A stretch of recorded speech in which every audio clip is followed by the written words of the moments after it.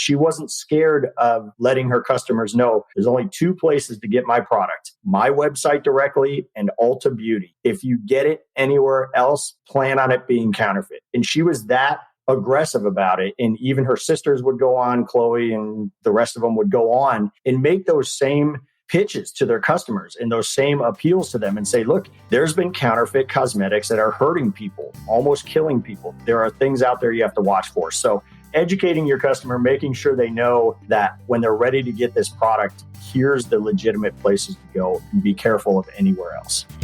Welcome to the Mitlin Money Mindset Show.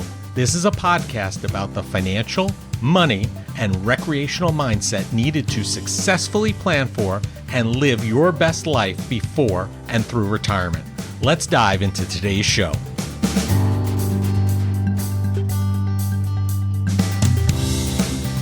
I'm Larry Sprung, your host for the Mitlin Money Mindset Show and founder and wealth advisor of Mitlin Financial. Today's guest is Mike Jaczewski, president and CEO of Toltec. Affectionately known as Ski by most of his friends and colleagues, Mike has spent over 19 years as a professional investigator, handling matters for individuals, entrepreneurs, attorneys, and numerous Fortune 500 companies. With encouragement and spiritual support from family and friends, Mike launched Toltec and has since become the go-to investigator for countless clients who have come to rely on his efficiency and professionalism. Ski has built an extensive network of professional partners and during his career has investigated and managed case files in all 50 states and over 60 countries. Listen in as Mike shares his personal story and some gems about the work he has done as an investigator. Well, hello, everybody. Larry Sprung here, and I have the pleasure of being with Mike Jaczewski, better known by all his friends as Ski. He is the president and CEO of Toltec. Thanks for joining us today, Mike. Hey, thanks, Larry. I appreciate you having me on. Sorry about the timing mix-up. Yeah, it's all good. You know, it was all on my end, but I appreciate you getting on a little bit early and sharing your story today. I'm really looking forward to this one. Yeah, for sure. Me as well. Listen, you're in investigations. Can you tell us about your path to founding and now being the president and CEO of Toltec Brand Protection? How'd you get here? When I was in the military, I was in the Coast Guard down in Clearwater Beach, station vacation, as they called it. Well, thank you for your service. Thank you. And my career path was really heading down federal law enforcement and approaching and applying for a lot of those departments, marshals, FBI, DEA. I wanted to go down the federal road. Well, as you know, those application processes are so long. In the meantime, I needed a job, and I got a job with a small PI firm in St. Petersburg, Florida. And I tell you, it didn't take long for me to fall in love with the freedom of private investigations and operating in a way that isn't so restricted and regulated. And I did work for a number of PI firms before I finally realized that to really grow, to really do things you want, and to really make the kind of money I wanted, I had to start my own shop. I had to start my own agency. And I did that about 10 years ago. And that became Toltec Brand Protection and its parent company, Toltec Investigations. Awesome. So has this been something that's been in your blood kind of all your life as far as the investigations and the law enforcement piece? I remember as a kid rushing home in grade school to watch back-to-back rerun episodes of Magnum PI. And, you know, how much influence that had, because that's not the real world. But I always knew I was going to go into some sort of law enforcement. I always thought it was going to be federal or some sworn law enforcement position. But this came along and I just fell in love with it. Awesome. Well, listen, as you mentioned a little bit prior, that Toltec has a number of different opportunities and things that you guys do. So can you give our listeners a sense of what does Toltec do and who do you work for or with in order to execute that? Yeah, so what I would call our core business, the Toltec Brand Protection side of the business, is investigations being conducted for mainly Fortune 500 companies, large operations that are dealing with either some sort of violation of intellectual property rights. So whether it's counterfeit product, diverted product, trademark violations, patent infringement, anything in that intellectual property space that needs to be investigated. And we work for companies like Coca-Cola, Dish Network, Ford Motor Company, Harley Davidson, Apple, big companies that have counterfeit issues with their products or component parts of their products. So you named some really big companies there, Fortune 500 brands. So why don't they have their own internal people? Why don't they put somebody like Ski on the books and an employee and have them go out and do these investigations rather than outsourcing it to an organization like Toltec? Yeah, some of them do have departments, very small departments, and other companies, it'll fall within the legal department or some other marketing arm, sometimes security division. But for the most part, the things we're doing, a couple of reasons they would outsource and use us. One, in the secondary market, we're making a lot of purchases. And so therein lies the issue of making purchases in the secondary market without the targets knowing who it's coming from. So we have all of the undercover accounts, undercover personas, emails, even websites, shell companies registered with the ability to make payment. Now, it's kind of interesting. Now we buy and sell product in every manner you could think of, including Bitcoin, Venmo, Zelle, all these sort of apps and newer ways to make payment. And these big corporations can never navigate that piece of it. And that's a big part of what we do for them, is acquiring product through purchasing in the secondary market. The other reason is they want to be able to, if something does end up going to a civil case or a criminal trial, they want to have that separation. They want to say, look, we're using an outside investigative services, an objective third party, that while they are working for us, they're looking at this from a standpoint of just documenting, obtaining evidence, creating the report, and providing it back to us. All right. So they want that impartiality so they can't say, hey, you tampered it for your own well-being. And that's really why this is where it's at right now. Yep, absolutely.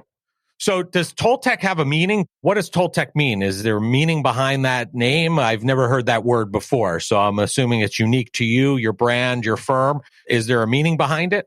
Yeah, well, Toltec is an actual ancient civilization. It was a precursor to the Mayan and the Aztec. The Toltec is an actual civilization. You can look up this sort of warrior spirit that they had. And a lot of the philosophies from the Toltec have kind of been Americanized and updated a little bit to create these, what they call 4 agreements to sort of live by. And I was very much into this Toltec wisdom and this 4 agreements in my personal life. And so when I started the company, I said, these same 4 agreements translate to a business, especially an investigative business. And those 4 agreements are: be impeccable with your word, do not make assumptions, do not take things personally, and always do your best. So when we employ those into not only our personal lives, but into the business, it really resonates with the investigations we're doing and the mindset that we have going into those cases. Yeah, I think those are principles. I guess I didn't pay attention enough in anthropology class, but it seems like those are tried and true for many, many years, because I can see those applying to many things within business, many things within life. And I guess you could say that it's stood the test of time, so to speak.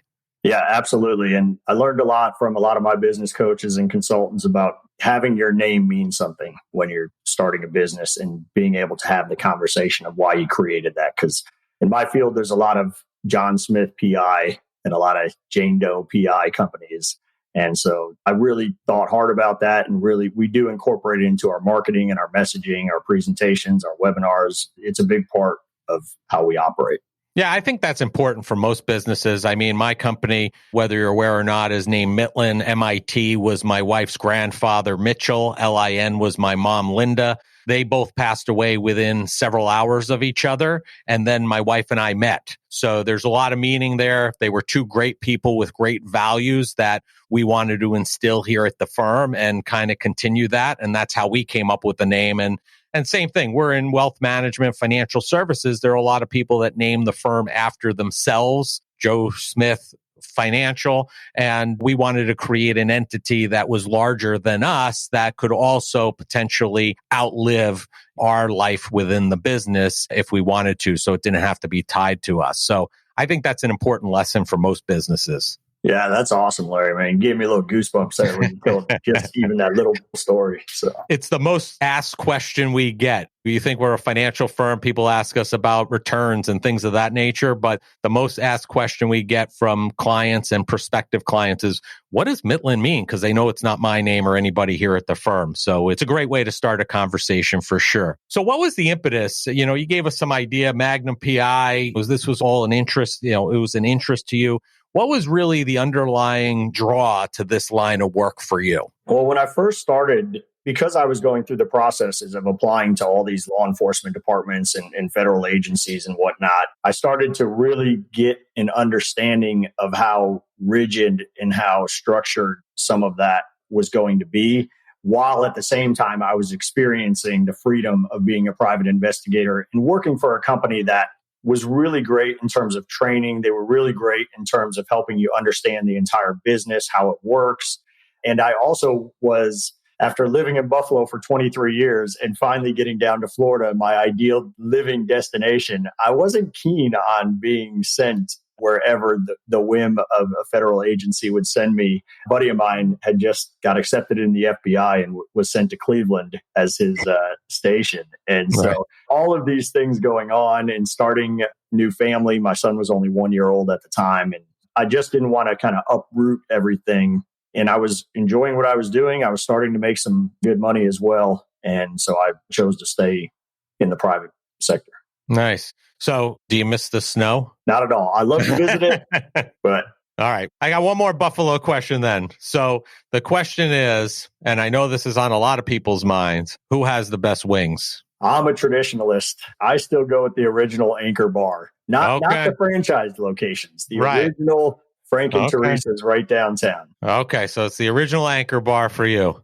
Yes. All right. So for those listening, if you find yourself in Buffalo, make sure you get to the Anchor Bar and tell him Ski sent you, because those are his favorite. So that's great.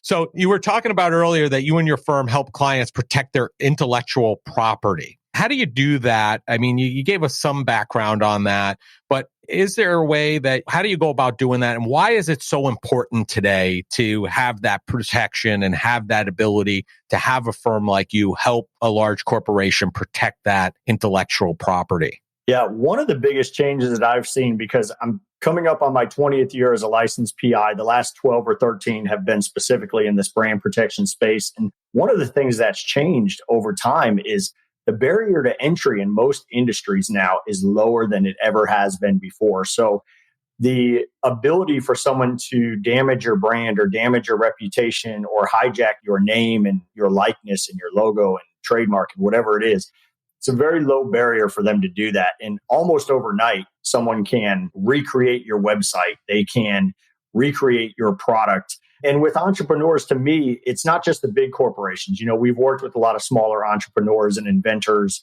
One of the places counterfeiters love to find the next great product is Shark Tank, because they know if that person gets a deal, that product is going to be a hit. And that company generally can't fill the demand because that show is so popular. And so counterfeiters immediately start creating Shark Tank investable products because they know the demand's going to be there and they can flood the market with it. One of the other things that I love is that entrepreneurial spirit of sites like Kickstarter. But the problem with that is you put a product on Kickstarter for a 60-day campaign. In 30 days in, the counterfeiters have already made your product, put it on the market, and are selling it all over the world when you're still just trying to collect the money to do your prototype or put out your product. So protecting that intellectual property is so important now, whether you're a big corporation or just starting out. And there's too much going on and the economy is too global now not to pay attention to it right from the beginning. Yeah, I mean, I think you kind of beat me to the punch there. I was going to mention Shark Tank because I think they're at a point now, people who come on there with a single product and that's all they have, you hear that very often from the panelists saying, hey, you know, it's going to be a matter of months, if not days, before somebody knocks this off. And you're going to either need other products or something there to substantiate this company that we want to invest in. And then the other thing is, I think they started running like disclaimers at the beginning of the end of the show saying, be aware, these are the types of products that you're seeing that have been kind of counterfeited, if you will. So I guess my question is, you know, obviously the big companies, the Fortune 500s, they have the pockets and the wherewithal. What is the entrepreneur that you mentioned or the solo inventor who comes up with a product? Can they really afford to defend their product, or is it so difficult that they kind of have to just deal with the counterfeiters? Yeah, well, we always tell people you have to do something. And especially when you're an inventor or an entrepreneur and created some product, the first time you see a knockoff version of it or a true counterfeit version of it, it's almost a cause for celebration because the counterfeiters, especially in China, are not going to counterfeit anything that's not in demand and in demand globally. So I'll give you an example. We had a Shark Tank client who created like this beautiful and like the softest ever baby blanket. Everyone loved this baby blanket. And the first time it was counterfeited, they were devastated. They were so distraught. And I said, well, wait a second. The first thing to do is recognize that your product is so hot right now and so in demand that someone felt that they wanted to get a little piece of your customer demand. It's flattering. And the second thing to do right after that is start to come up with a strategy to protect it. So celebrate not for long and then start a strategy, because for the smaller entrepreneur or the new product inventor, a lot of it is proactive. A lot of it is educating your customer and your prospect of where to get the right thing, where to get the genuine, how to avoid the counterfeit. And I got to tell you, one of the most unlikely advocates for this is Kylie Jenner. When she created her Kylie Cosmetics brand, which she, I think, recently sold last year for like $600 million, right, proves to you how smart she was. She didn't have any problem going on Instagram and explaining to her customers that there are counterfeits out there that you have to be aware of. They're dangerous. They have dangerous chemicals in them. You do not want to put these on your face and lips and eyes. She didn't shy away from it. She wasn't scared of letting her customers know there's only two places to get my product, my website directly and Ulta Beauty. If you get it anywhere else, plan on it being counterfeit. And she was that aggressive about it. And even her sisters would go on, Chloe and the rest of them would go on and make those same pitches to their customers and those same appeals to them and say, look, there's been counterfeit cosmetics that are hurting people, almost killing people. There are things out there you have to watch for. So educating your customer, making sure they know that when they're ready to get this product, here's the legitimate places to go, and be careful of anywhere else. Yeah, I think that's a good point. So I think especially for the smaller entrepreneur or even some of the bigger ones, it makes sense to kind of control that distribution a little bit, because then you can have that conversation with your customer. If you try to get your product in every single store or every single website to resell, et cetera, it becomes a much more difficult task to actually track and know what's real and what's not, and have your customers understand what's real and what's not. So I think that strategy is an excellent one and makes a lot of sense. Yeah, because it's awful when you have a product. I won't say the exact name, but there was a Shark Tank product and they were selling on Amazon. And as soon as they appeared on Shark Tank, there were a rash of counterfeits being sold on Amazon. And all the negative reviews were about the counterfeit product, not theirs. But the average customer can't distinguish that. And they're just like, wow, why are the reviews 2.5 out of 5 stars? Well, because all of the genuine product was getting 5 stars and all of the counterfeit was getting 1 stars, and the sales were about split. And so you ended up with an average review of this product of 2.5 when it wasn't the case. And to your point about controlling where your product's being sold, how it's being distributed, that has to be part of the strategy versus just let's sell every unit we can as fast as we can and every platform we can. Yeah, I could see how that has to be a proactive part of the strategy and not a reactive one where you react once it happens. You really have to have it really deliberate and go in with the mindset that you're going to have that kind of squared away from the jump. So yeah, I think that's a great idea. Listen, I think you probably, I don't want to put words in your mouth. I got to imagine you have some great stories from either from your PI days or even from the brand protection days. Perhaps you could share a situation where there was either a really funny outcome or one where even you were concerned for your well-being, because I can't imagine that every situation you go in and you come out and it was a smooth ride in between. So I'm sure there's some good nuggets in there. Yeah, there's plenty of good stories. We're just laughing today because we had a very interesting week over here with just a handful of like completely different scenarios, completely different cases, which is really what gets me up in the morning. When my phone rings, I just never know like what our client's going to be asking us to do. But one of the highlight cases, we worked for Stan Lee's company, the Spider-Man creator, before his passing. And I can talk about this case because it's public record. It's in the news. But the gentleman who he's a con man. He worked his way into Stan's life and was controlling all of his business empire and his entire personal fortune. And we were hired to understand who this person was, get them separated from Stan. And thankfully, we were instrumental in his arrest and charges of elder abuse before Stan passed away, which allowed his family to retain his fortune. And it was precarious. I mean, this guy did a really good job of getting his way into Stan's life. He was living with Stan at his house in California. Some of your listeners might recall the story when the SWAT team was called out there and they surrounded Stan's house. And this guy was bad news all the way around. He's a career con man and criminal. And we were very, very happy to play a small role in getting that gentleman taken care of. Yeah. I mean, is that a situation where you know from the get-go that there's something not right here and there's definitely an issue? Or is it something that you kind of have to go into with an open mind and let the facts lead you where they may? Yeah, it was an interesting and unique way that came case to us through Stan's company's attorneys. And it didn't take long to start looking into this quote unquote business manager to realize he had a long history. His entire adult life is centered around various cons and various scams. And so that part didn't take long. But what the challenging part was really getting enough information and obtaining enough relevant things that law enforcement could get involved. Right. Was there any instances along your career that you did feel concerned for your well-being? Yeah, there's been a few cases. I mean, working in the brand protection space, a lot of the big counterfeit operations are run by organized crime. They're run by international rings of terrorists. The money gets filtered back overseas and is used in other criminal enterprises. And so going into a warehouse and looking through a container of product and not really knowing your targets and sort of being, you don't have a cavalry coming if something happens, you don't have backup sitting down the street, and just using your wits and using your experience to just navigate situations like that. But yeah, it's always a little concerning when you're in a dark warehouse and climbing through product and looking at things and just really sort of out there on your own. Most PIs operate individually. You might have some cases where you're working with a team. We do have a lot of things we put in place as safety measures, but that doesn't help when you're physically out there on your own and trying to make some things happen and dig up information.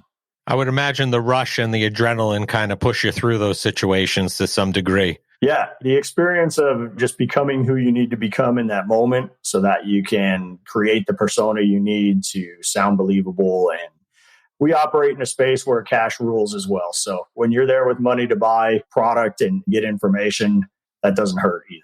Yeah.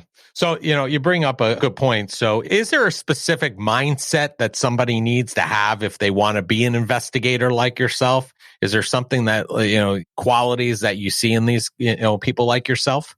Yeah, well, there's a lot of different aspects of private investigations. There's investigators who never leave the office. I mean, there's cyber investigations, there's forensic things. But for field investigators, for people doing a lot of surveillance or interviews or undercover work, I mean, you really got to be able to turn things on and off. You've got to be able to fit in at a polo match at a country club one day, and then you've got to be able to fit in an inner city basketball court the next day and be able to operate in those areas and know your targets and understand what's going to resonate with them when you want to have a conversation with them.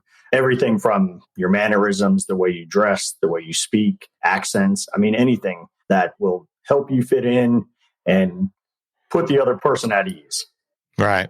Yeah. So you have to be a little bit chameleon-like in your mindset to some degree. Absolutely. Being in the business that you're in and investigating folks, I mean, do you have a hard time trusting people after what you've seen and experienced in your career? Well, I think from the brand side, I would say I'm a true loyalist to the brands that I like. I'll just give you a silly example. I wanted a pair of Wrangler shorts. I go to their website and I order directly from them. I know if there's a problem, I know right who to go to. I drive a Ford truck. I take it to the dealership. I get genuine motorcraft parts. So that's what is sort of on the brand protection side taught me that know the source of the products you're buying. If you truly want to make sure you're getting the real deal, understand the brand you're buying from, how they distribute, where to best get that product. As you can imagine, I rarely buy anything on Amazon. In fact, all the stuff I buy on Amazon is for case-related things. There's so much counterfeit out there. Same thing with sites like eBay and Craigslist and Facebook Marketplace and all these places. that you don't really know anymore the third-party sellers that are operating on those sites. Even like Walmart and Sears and Target, they offer third-party platform now for selling. So you're not even getting it directly from the retailer. So that's a big part from the consumer side that I always try to teach people and family. And I tell them, well, where'd you get that? Got it from some guy on Facebook Marketplace. And I'm like, well, so you don't really know where you got it from.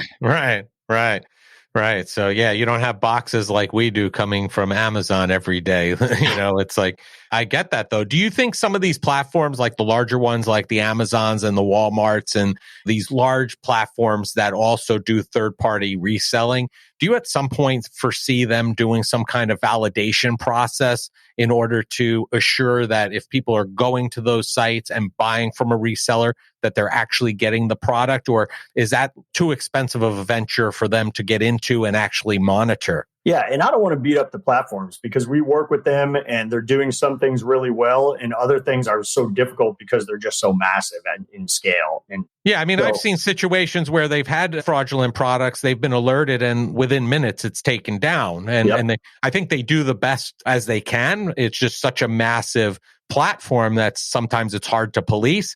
So do you foresee them doing some kind of validation system where they could, or is that just the one thing, for example, that eBay's doing, and you may have even seen these commercials recently, is in the sneaker market, which is one of the biggest areas of counterfeit and violations. They've actually started a program specific to sneakers where they have listings that are verified. There's experts who have held that shoe, whether it's new or a resold collectible shoe or something, and they actually put one of those security tags on it that it's been verified, and the buyer can absolutely affirm that it's a genuine sneaker. Now, to do that across multiple products and all sorts of other areas would be very difficult. But Amazon and eBay are both getting better in terms of how they work with the big companies to do takedowns and police product. But, the counterfeiter that's got a few listings on Amazon, you can take 100 of his listings down, and tomorrow those 100 listings will be back up using a different name or a different seller. I mean, it's just massive in its scale. So really, in my opinion, a big part of it, which a lot of brands don't do well at, is helping their customers understand where to get it and not to drive a demand, even inadvertently, for a counterfeit product. Right. And some of that is just based on price. Some of it's based on just educating your customer. Yeah. So my son resells sneakers, so I get that. And actually, he uses a company called GOAT quite a bit, which they actually do that verification. When he sells them, he ships it to them. They verify that it's real, and then it forwards to the end seller. And you feel that extra level of comfort. And recently, he bought a pair of shoes for himself through GOAT. And he was a little disappointed because it passed the verification process, but it came through and was actually sent from China. And typically it comes from the States. It was the only time he's ever gotten a shipment from China. And when he got it, there were some things that were off. So he actually there's an app out there that you take certain pictures of the sneaker, and for a couple of bucks, they'll verify it through an app. And now he's working with them to get a refund because there were some inconsistencies. He's not 100% sure that it's a knockoff, but he's been in the shoe business long enough that it just didn't feel right. And then the fact that it came from there, it kind of added to the uncertainty. So like you said, I think you can put processes in place to make it better. I don't know that you're ever going to eliminate it completely, Right. And to your point about that story, I mean, the counterfeiters are getting better and better at creating what now is more of a high end. If we talk about sunglasses, we do a lot in the sunglass space. Before, all you had to look for is $20 knockoff sunglasses, and you knew it was counterfeit. Now they're making a counterfeit that's only slightly less quality and is listed at 20, sometimes 15% off. So it just looks like a good deal. It doesn't look like a wild, too good to be true type price. And so counterfeiters are putting out much higher quality handbags and luxury goods and apparel and sneakers and all those type of things that consumers are looking for, and then selling it at a price that just looks like a nice sale. Right, which makes you not double check or double think that there's an issue, because you're like, hey, it's just they're trying to get rid of them. It's a good deal. So what are the next big steps for Mike Ski and Toltec? What's coming up? What's coming down the pike as far as big things ahead for you? Yeah, so we're happy to announce just last week, we launched our new website at our same domain, Toltec.net, and really starting right now an outreach campaign to really help brands understand everything that's happening now that we're sort of getting through the pandemic. Last year, a lot of big companies especially were sort of in panic mode. They were like, let's focus on sales. How are things shifting? What are we going to do during this time frame to keep our sales up, to keep product fresh, to keep customers happy? And during that time in 2020, a lot of eyes were taking off what the counterfeiters were doing, and they had a field day. We have not seen this level of counterfeit product flooding into the country, the seizures that you see, all the stuff with the PPE and the counterfeit masks and the counterfeit vaccines and the counterfeit gloves and all these other things. The counterfeiters have used this time in which companies are so focused on sales and bottom line and profitability and who's working from home and who's coming back to the office, right, taking their attention off of the secondary market, which has just allowed a whole new era of counterfeit. And so we're working with these brands to understand what happened last year, what's going to happen this year. They start looking now at the holiday shopping season already and what they need to keep their focus on to protect their market share, especially those who have sort of lost some of their market share. Yeah, well, I mean, online sales in 2020 went through the roof because of the pandemic. So that just was a field day for these counterfeiters because there was such a surge in buying. So it just created a great opportunity for them. So listen, as a complete aside, I'm a big fan of CNBC's Greed. I love that show. I find it fascinating. I find it interesting as far as some of the things that people get away with. I think it's crazy, things I would never even cross my mind. Have you ever been involved in any of those investigations of those things, people that have been shown on that show? Yeah, I can't say which ones, but we have worked on cases in the small aspect we played a part on 4 cases that have ended up on American Greed. Wow, that's fascinating, that show. The interesting part to me about the American Greed show is that the perpetrators of those crimes generally could not have grown to the level they did without also the greed of the people they were conning. Oh, of course, people, yes. The inadvertent demand for something that was probably too good to be true, or something that they know maybe they should have investigated a little more before they invested that money or spent it. So, I mean, there's only a few Bernie Madoffs who had everybody fooled for 30 years, but a lot of these guys come out of nowhere and just created those empires based on other people's greed as well. So it goes hand in hand. I always look at it from the demand side. Like, why is this happening? Someone's only filling this demand for someone who thinks they're going to get a 50% return on their money, right? Because there's someone out there who's hoping they can. The perpetrator can't do it alone. Right. In most of those cases. It's fascinating. So listen, Mike, it's been a pleasure. We end every show with asking our guests all the same questions. So Ski, what did you do today that brought you joy and put you in the right mindset for success? Well, I'm happy to say that one of the things that was joyful today is that I was calculating our quarterly bonuses for our employees. We didn't have the ability to do that the last few quarters in 2020. We saw a little change in our business. And so being able to take care of my employees and help them succeed as part of the overall success of the company, it always makes me feel good. I never don't like cutting those checks. Yes. Listen, happy people, happy life, happy wife, happy life, happy employees makes for a happy work environment. So, well, congratulations for that. We'll have this in the show notes, but if people want to learn more about Toltec, want to learn more about you, what's the easiest and best place for them to do that? Yeah, the best place is our main website, Toltec.net, Toltec.net. You can also learn more about me specifically at MikeSkiPI.com. And I'm all over the place. I mean, if you Google me, you'll find me. We're doing training for PIs. We're doing webinars for brands. We're doing a podcast for private investigators. And so I'm easy to find. Awesome. Well, thank you for sharing, Mike. And I appreciate you coming on and telling your story and sharing it with our audience and our listeners. And remember, make it a great day. Absolutely. Thank you so much, Larry. I appreciate it. I want to thank Mike Jaczewski, Ski, for being a guest on the Mitlin Money Mindset Show. Ski has had an interesting career and makes sure that every case assigned to Toltec is handled efficiently, and he endeavors both personally and professionally to follow the 4 agreements of the Toltec philosophy. Be impeccable with your word, don't take anything personally, don't make assumptions, and always do your best. Ski can be found across all social media platforms, and all the contact information needed to find him can be found in the show notes. Thank you for joining us this week on the Mitlin Money Mindset. Make sure you visit our website at mitlinfinancial.com and be sure to smash the subscribe button so you don't miss a show. We encourage you to help others find our valuable content. And listen, please, don't keep us a secret. You can also schedule an Is There a Fit call right from our website or by using the link that you'll find in the description section of your podcast player or app. Be sure to join us for our next episode to learn more about the mindset needed to successfully plan for and live your best life before and through retirement.